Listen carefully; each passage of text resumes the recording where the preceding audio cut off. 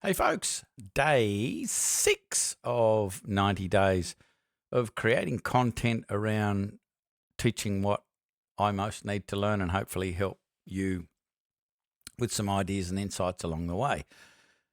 Yesterday, I had a conversation with one of our members, and we'd been talking about specific problems and the process that we'd been going through to fix the problem. And one of the parts of the intensive that we covered with our group face to face over in Western Australia a little while ago was, and I've talked about it already, like the way we see the problem is the problem. And we were talking about developing the skill of, instead of just reacting to the problem and maybe trying to come up with a solution to the problem, diving down and really finding out what the core of the problem is.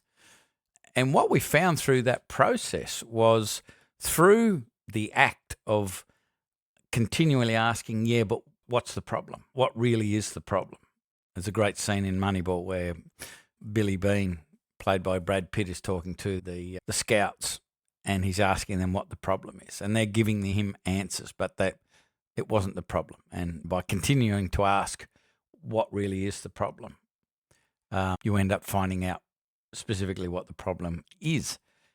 And as I said, sometimes going through this process, what we end up doing is identifying that by a shift in our perception of this situation, by diving down to find out what actually the problem is, you can go, it doesn't matter. And the beauty of that is that issue doesn't bother you anymore, and you haven't wasted a whole lot of time and potentially resources trying to come up with a solution that probably wouldn't fix the problem long term anyway, because it was the way that we were looking at the problem caused the problem. Through that discussion I had yesterday, we also unpacked the continual focus in meetings, in team meetings and what have you. We're trying to come up with solutions to problems rather than taking a forensic look backwards and asking ourselves, what are the things that are causing those problems? And so the example that I can give you with Black Belt is, I've been teaching a process called a personal success ritual for over 10 years in Black Belt, even before that, but we formalised it in Black Belt, a thing called a prioritised daily action list, which is forms part of the personal success ritual. A practice called journaling.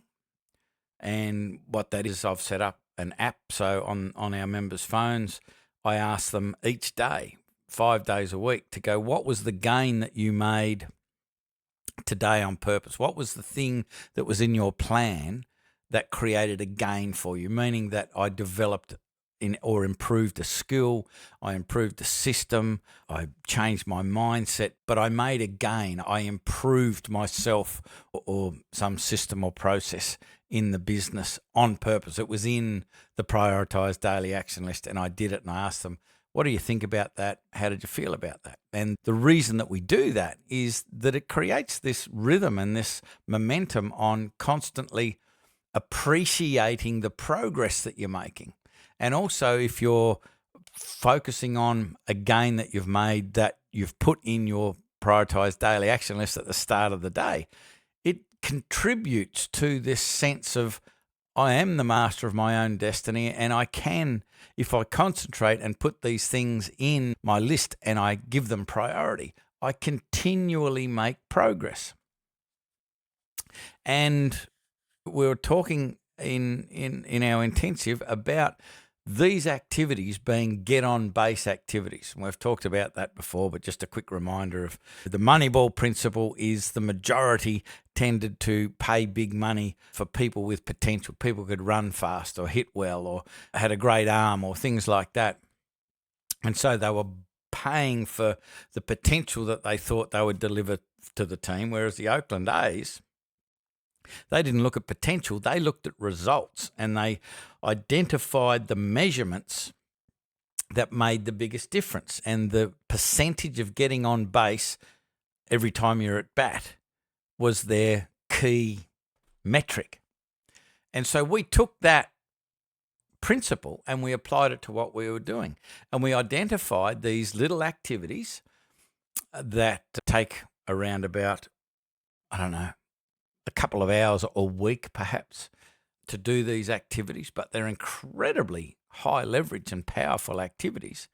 And it represented like around about 2% of your week in total time, right? You got 10,080 minutes in your week. The time to do these activities, these get-on base activities, was less than 2%, but the return on these activities, I was trying to convince our members, is profound, and it can make a profound difference. And I spent 3 days pretty much unpacking these ideas at the intensive. And we just had a session today, which is about not quite a week after we finished our in-person get-together, and the energy was incredible. And the progress was inspiring for many of our members that have been struggling to get back on track and do the things that they knew they needed to do, but they didn't do it.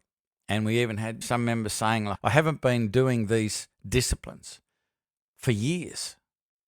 And by getting back to doing these disciplines just for a week, my energy has changed, my focus has changed, my optimism has changed. People have changed the way that they've done things, interacting with their team and clients and prospects and all that just this week. And it was just amazing sitting there listening to all of the outcomes, the incredible outcomes that these people had accomplished, because all they did was committed to and focused on making sure that they perform these, what we'll call get-on base activities.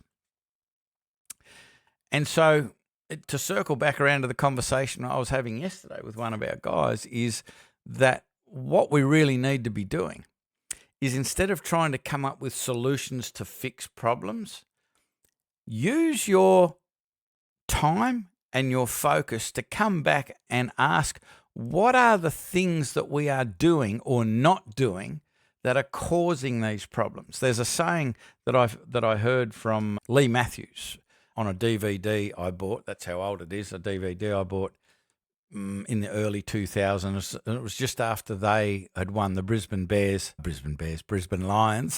Sorry, they were the Brisbane Bears, but then a little later on they became the Brisbane Lions. But he was the coach, and they won 3 premierships. And they were the first team to do that in the modern era, I believe. And he released this DVD. And it was full of all sorts of philosophies about team and how to create an elite team and all this sort of stuff.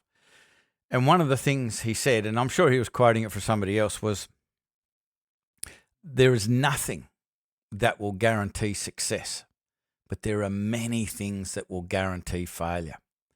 And we're constantly looking for this thing that's going to guarantee us or give us success, but we pay very little to no attention to the activities that we know we should be doing that we don't, that guarantee failure. And that's what our crowd found out in this last week, that they'd been struggling. But as soon as they turned their focus back and looked at, what are the things that I'm not doing that cause problems, that cause overwhelm, that cause disorganization, that cause poor communication, that cause poor decision making. And if we fix them, then we eliminate a whole raft of problems that soak up our time and our energy and our resources. And we're constantly looking for solutions to fix it. Whereas if we look back and we put that time and energy into the things that prevented potentially the problems from happening, we would have a whole lot less problems to fix. And to me, it's like where the vision I have is that you're trying to climb the mountain and you're really struggling to climb the mountain because you're dragging all of these balls and chains, ropes and tires, all of that sort of stuff behind you up the mountain, all of these errors in judgment, all of these poor practices, these poor disciplines, and you're dragging it up the hill. And then you're looking around trying to get some help. Can you tell me the thing that's going to help me to get up the mountain faster, better, easier? And all you need to do is turn around and start to chop away the weights that you're trying to drag up the hill. those poor decisions, those behaviors or the habits that you've just let go, the things that you know you should do, but you don't. Anyway, I shall step down off the Apple box right now, and I'll calm down a bit. But I get really excited about this, and now it just seems so obvious that if we change the focus of our energy, we're going to get so much better results.